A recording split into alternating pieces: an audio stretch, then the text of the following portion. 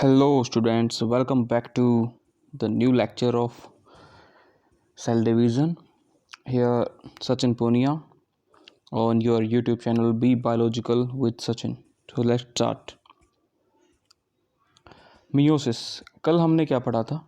कल हमने पढ़ा था माइटोसिस और सेल साइकिल. उसमें हमने पढ़ा था कि जो सेल साइकिल है उसके अंदर एक डिवीज़न वाला फेज होता है, माइटोसिस फेज. उसके बाद एक जी फेज होता है, G1. फिर होता है सिंथेसिस फेज और फिर होता है G0 and G1 phase. Okay. और ये पढ़ा था कि जब एक सेल जो होती है आपकी, जो डिप्लॉइड सेल है, उससे दो डॉटर सेल बनती हैं. ओके. और वो दोनों डॉटर सेल कैसी थी? डिप्लॉइड थी. सेम नंबर ऑफ क्रोमोसोम था. क्या था वहाँ पे? जो सेम नंबर था किसका? क्रोमोसोम का. और उसे कहा गया था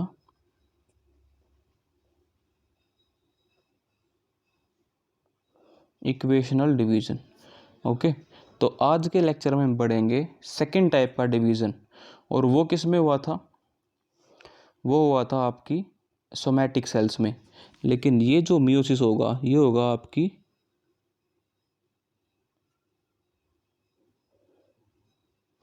जर्म सेल्स के अंदर. क्योंकि जब ह्यूमन में या किसी ऑर्गेनिज्म में, किसी भी सेक्सुअल रिप्रोड्यूसिंग ऑर्गेनिज्म के अंदर गैमेट बनते हैं तो वहाँ पे नंबर ऑफ क्रोमोसोम को कम होना पड़ता है. ओके. जिससे कि जो प्रोजेनी है वो अपने सेट को मेंटेन कर सके. तो चलो शुरू करते हैं. The production of offspring by sexual reproduction include the fusion of two gamete. ठीक है, दो गैमेट फ्यूज होंगे तभी जाके नया ऑर्गेनिज्म बनेगा. Each with a complete haploid set. और हर एक के अंदर क्या होगा? Complete haploid set of chromosome. Gamete are formed from specialized diploid cell. वो स्पेशल डिप्लॉइड सेल से बनते हैं, इनको जर्म सेल बोलते हैं. दी सेल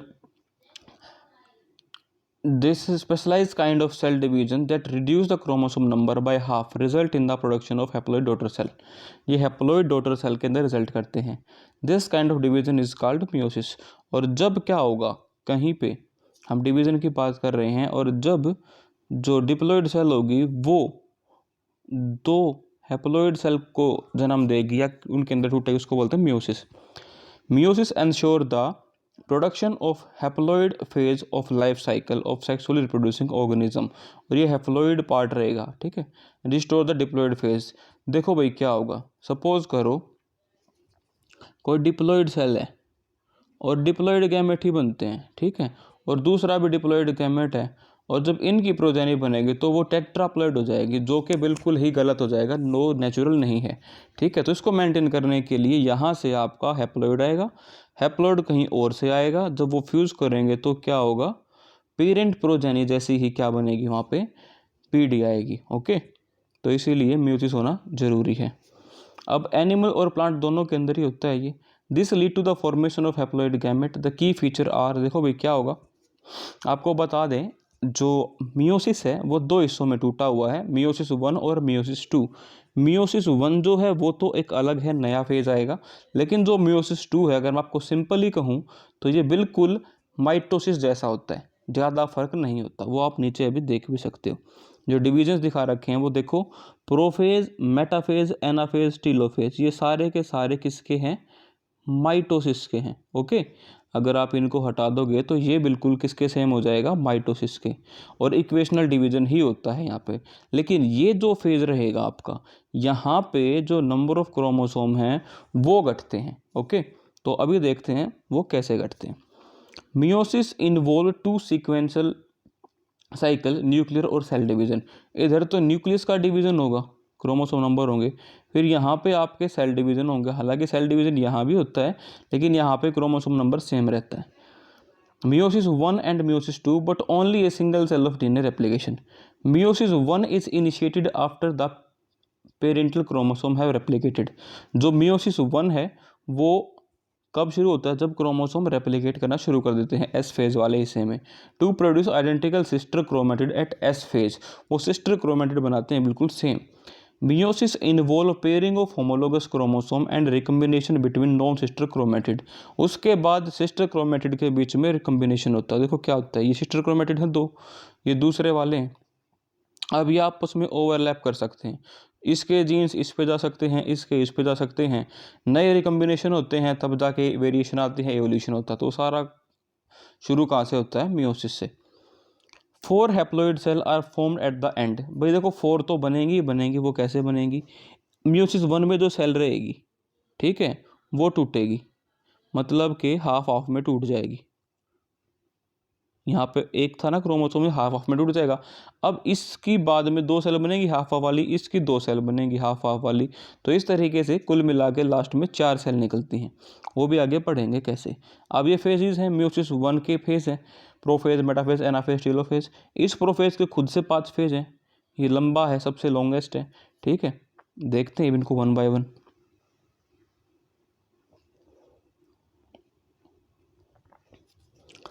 प्रोफेज 1, मियोसिस 1 जो आएगा आपका, उसका है prophase 1। Prophase of the first meiotic division is typically longer and more complex when compare to prophase of mitosis. भाई माइटोसिस का तो सिंपल सा था सारा का सारा काम, ठीक है। यहाँ पे ये काफ़ी लंबा चौड़ा कॉम्प्लेक्स होगा। इसके खुद के 5 पार्ट्स हैं, ओके, जो कि लेप्टोटीन, जाइगोटीन, पेक्टाइन, डिप्लोटीन और डाइकाइनेसिस है, ठीक है, या इसको पेकाटीन, जो भी आपको अच्छा लगे बोल सकते हो। ड्यूरिंग लेप्टोटीन, जो मेयोसिस की स्टार्टिंग में हुआ था, जो न्यूक्लियर मेम्ब्रेन वगैरह जो डिसअपीयर होना स्टार्ट हो जाएगी, क्रोमेटिन से क्रोमोसोम बनेंगे, chromosome become gradually visible under the light microscope, दिखने शुरू हो जाएंगे। The compaction of chromosome continue. देखो ये जो बात अब पढ़ रहे हैं ना, ये बाद में ना रिपीट होंगी, मतलब कि रिवर्स हो जाएंगी। अभी कॉम्पैक्ट हुआ क्रोमोसोम थ्रू द लेप्टोटीन, वो यहाँ पे कॉम्पैक्ट होगा। This is followed by the second stage name zygotene. During this stage, chromosomes start pairing together and this process of association is called the synapsis। यहाँ पे जो chromosome है वो pairing start कर देंगे और इसी को क्या भी बोलते हैं यहाँ पे साइनेप्सिस। अब साइनेप्सिस क्या वर्ड है? साइनेप्सिस का सारा सारा रिलेशन किसके साथ जुड़ा हुआ है आपका? जो कनेक्शन होंगे आपको मैं दिखाता हूँ, एक सेकेंड। देखो क्या होगा, मैं बना के दिखाता हूँ डायग्राम आपको। स्पेस क्रिएट कर लेते हैं, कहाँ मिलेगा स्पेस, ये मिल गया। देखो था क्या सारे का सारा खेल, आपको यहाँ दिखाते हैं। जब लेप्टोटीन आपकी स्टेज थी, ठीक है, तो उसमें था आपकी जो सेल थी उसके न्यूक्लियस के अंदर क्या पड़ा था? क्रोमोसोम पड़ा था, खिचड़ी मची हुई थी बिल्कुल, वो बहुत कॉम्पैक्टली अरेंज था। लेकिन अब आ गई आपकी जाइगोटीन। अब जाइगोटीन में क्या होगा, इसका डायग्राम मैं इधर बना देता हूँ। जो इसका न्यूक्लियस है, यहाँ पे क्या कहा था हमने कि साइनेप्स की फॉर्मेशन होगी और जो होमोलोगस क्रोमोसोम हैं वो आपस में जुड़ना शुरू होंगे। मतलब ये वो क्रोमोसोम हैं जो बिल्कुल सेम जीन लिए हुए हैं, एक ये हो जाएगा, एक ये हो जाएगा, इस तरीके से अपने सारे 46 या जितने भी किसी ऑर्गेनिज्म में होते हैं वो सारे सारे जुड़ेंगे, ठीक है। और इन्हीं को बोलते हैं साइनेप्स, और ये जुड़ने को बोलते हैं साइनेप्स। और ये जो बना है ना 2-2 का पेयर, इसको बोलते हैं साइनेप्टोनिमल कॉम्प्लेक्स, ओके। इसके बाद पेक्टिन स्टेज आएगी, जिसके अंदर क्या होगा, क्रॉसिंग ओवर होगा, जो मैंने बताया था। अब ये जो है ना क्रोमोसोम, एक ये था और एक ये इधर से था, ये बिल्कुल सेम थे, लेकिन अब ये इधर से क्या होगी, क्रॉसिंग होगी। यहाँ पे रिकम्बिनेशंस बनेंगे, एक्सचेंज होगा जेनेटिक मटेरियल का। देखो कैसे, अगर हम एक यहाँ पे डीएनए बना के देखते हैं, सॉरी क्रोमोसोम बना के देखते हैं,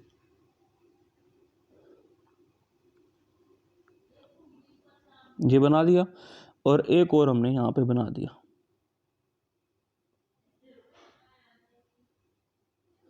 इस तरीके से बना दिया।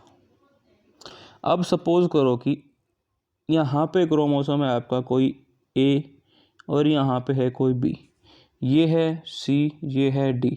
तो कोई भी आपस में ये ओवरलैप कर जाएगा, ए बी की जगह बी सी की जगह ये आपस में आ जाएंगे, ओके। तो इस तरीके से इसको बोलते हैं क्रॉसिंग ओवर होना। और क्रॉसिंग ओवर हो रही है तभी तो जीन्स इधर से उधर शिफ्ट होंगे, तभी यहाँ पे क्या निकल के आएंगी, वेरिएशन, ओके। और वेरिएशन रिजल्ट करती है किसके अंदर, इवोल्यूशन के अंदर, ठीक है। तो ये चीज़ आई थिंक आपको समझ में आई होगी, यही हम नीचे आपको भी पढ़ाएंगे। तो अभी हमने बना लिया था cytoplasmic complex, such paired chromosome are called homologous chromosome, जो पेयर में थे। Electron micrograph of this stage indicate that chromosome synapsis is accompanied by the formation of complex structure called the synaptonemal complex, जो मैंने अभी आपको बना के दिखाए थे। The complex formed by a pair of synapse homologous chromosome is called the bivalent. और अब देखो भाई, वो बाइवेलेंट थे क्यों? क्योंकि वहाँ पे दो थे वो। और टेट्राड, और टेट्राड तो वो देखो, दोबारा से दिखाता हूँ इधर, वन, एक क्रोमेटिड, दो क्रोमेटिड, तीन क्रोमेटिड, चार क्रोमेटिड। तो चार सिस्टर क्रोमेटिड है, तो क्या होगा ये? टेट्राड। और क्योंकि एक ये है क्रोमोसोम, एक ये है, तो क्या बोल देंगे इसको? बाईवेलेंट बोल देंगे। समझ रहे हो इस बात को? तो ये सारी चीज़ें होती हैं, और इसी को चेजमाटा भी बोल देते हैं। ओके, अभी नीचे आएगा आपका, इसके जस्ट बाद आने वाला नीचे कहीं ना कहीं मिल जाएगा। तो अभी देखते हैं, बायोवेलेंट टेट्राड हो गया।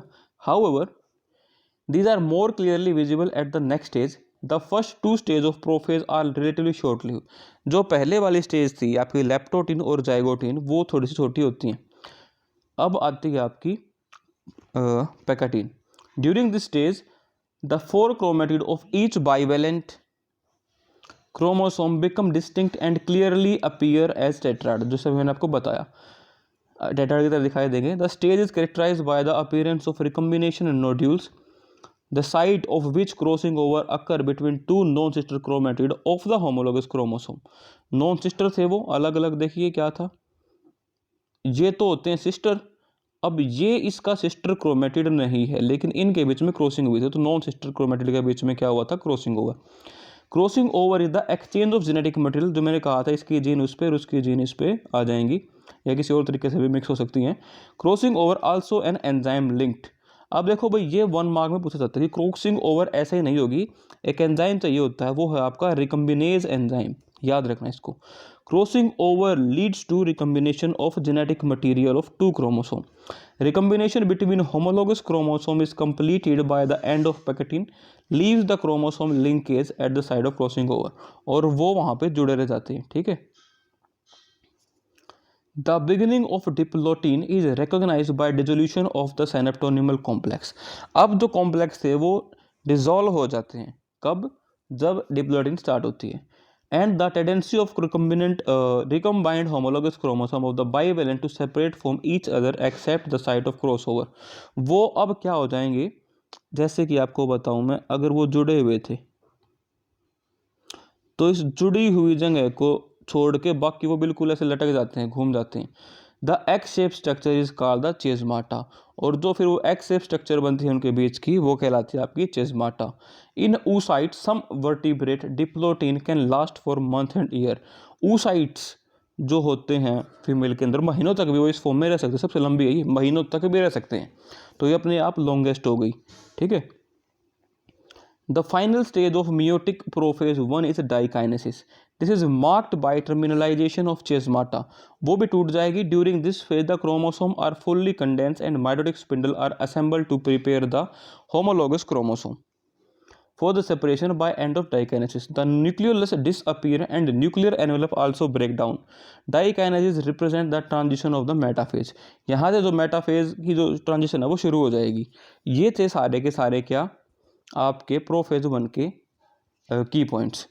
अब मेटाफेज की बात है। मेटाफेज में होना क्या है? यहाँ पे आपके सेंट्रोसोम्स हैं, निकल आएंगे आपके स्पिंडल फाइबर, क्रोमोसोम्स लाइन में आ जाएंगे। ओके, फिर आधे आधे टूट जाएंगे, समझ रहे हो? लेकिन यहाँ पे अब की बार क्रोमोसोम हाफ होंगे। ठीक है, क्रोमोसोम हाफ होंगे, इस बात को याद रखना, क्योंकि मैं आगे आपको दोबारा याद कराने वाला हूँ। The bivalent chromosome align on the equatorial plate. The microtubule form the opposite pole of the spindle attached to the nitochore. Nitochore से कैसे जुड़ते हैं वो हम पिछली वीडियो में पढ़ चुके हैं, आई थिंक आप सबको पता होगा। Metaphase, anaphase and telophase. अब हम आते हैं नीचे आगे सीधा अपने एनाफेज पे।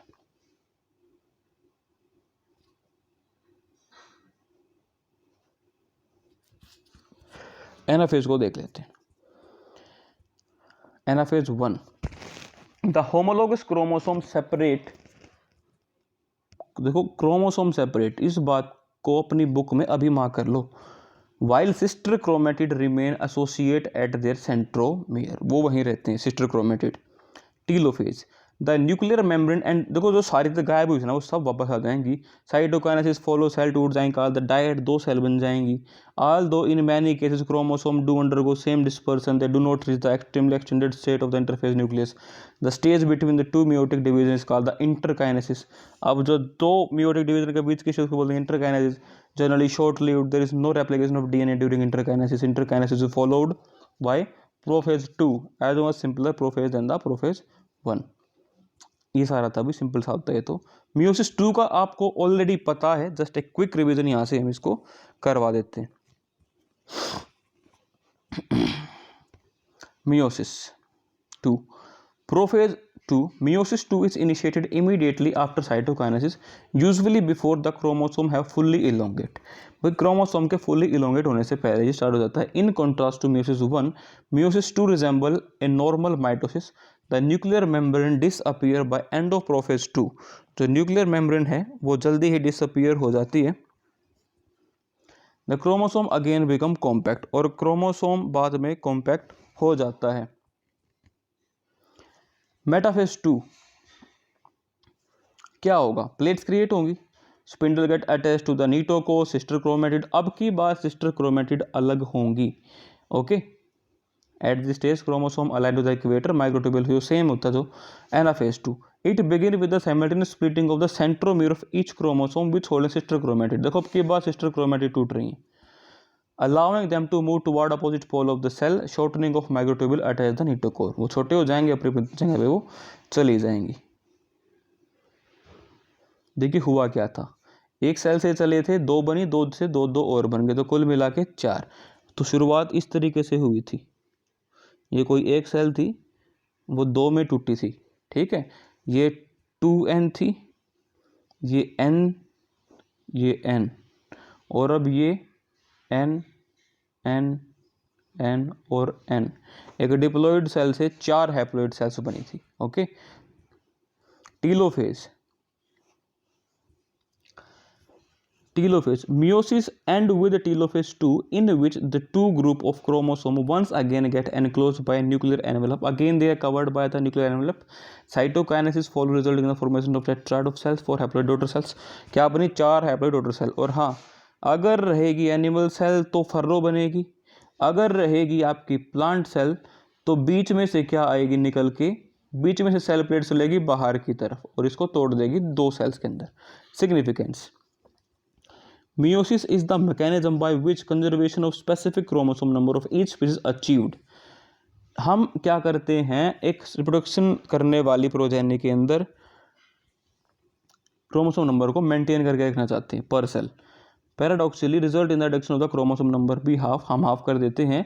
It also increase genetic variability, variability आती है जो मैंने स्टार्टिंग में बताया था, उससे इवोल्यूशन आता है, ठीक है, स्पीसीज डेवलप होती हैं। तो स्टूडेंट ये था आपका चैप्टर 10 खत्म हो चुका है। इसके क्वेश्चंस PDF वगैरह आपको शेयर कर देंगे, आप ग्रुप को ज्वाइन करके वहाँ पे मांग सकते हो। और लाइक शेयर सब्सक्राइब तो आप कर ही देते हो, कमेंट भी कर दिया करो कि आप आए थे पढ़ने, ठीक है। ओके, थैंक यू, जय हिंद, जय भारत।